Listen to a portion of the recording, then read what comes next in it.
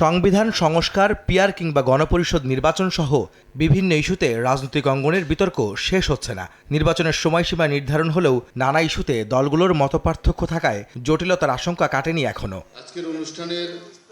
রোববার diploma engineers institution মিলনায়তনে এক আলোচনা সভায় বিএনপির স্থায়ী কমিটির সদস্য সালাউদ্দিন আহমদ বলেন, দেশে নির্বাচনী আমেজ তৈরি হয়েছে, শিগগিরই ফিরছেন তারেক রহমান। তার ফেরায় বিএনপির নির্বাচনের অনেক কাজই শেষ হয়ে যাবে। আগামী 2026-এর ফেব্রুয়ারির প্রথমার্ধে রমজান শুরু হওয়ার সপ্তাহখানেক আগে অথবা তারও আগে বাংলাদেশে জাতীয় সংসদ নির্বাচন অনুষ্ঠান হবে। এর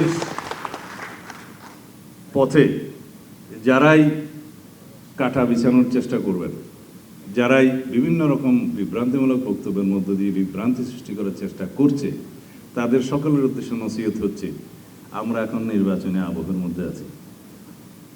সারা দেশে নির্বাচনী আমেজ সৃষ্টি হয়েছে। অতি শিগগির আমাদের নেতা জনাব তারেক রহমান বাংলাদেশে প্রত্যাবর্তন করবেন। সেদিন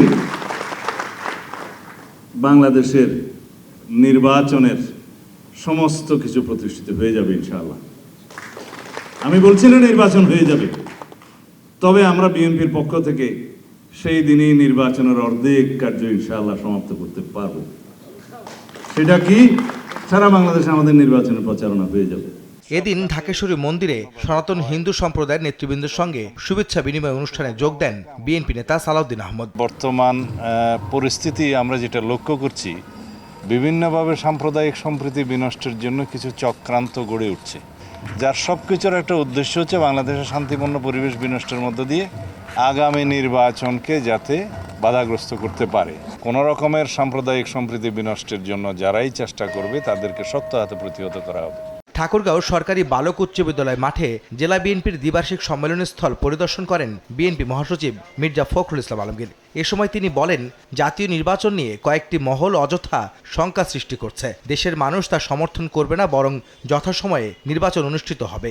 উদ্বিগ্ন যে কিছু সংখ্যক ব্যক্তি অথবা রাজনৈতিক দল তারা অযথা অযাচিতভাবে এই শঙ্কা সৃষ্টি করবার চেষ্টা করছেন। বাংলাদেশের মানুষ সেই সমস্ত আপনার দূরদর্শনীকে তারা সমর্থন করবে না। যথাসময়ে নির্বাচন অনুষ্ঠিত হবে এবং সেই নির্বাচন জনগণের কাছে গ্রহণযোগ্য হবে, জনগণের পার্টিসিপেট হবে বলে আমি বিশ্বাস করি।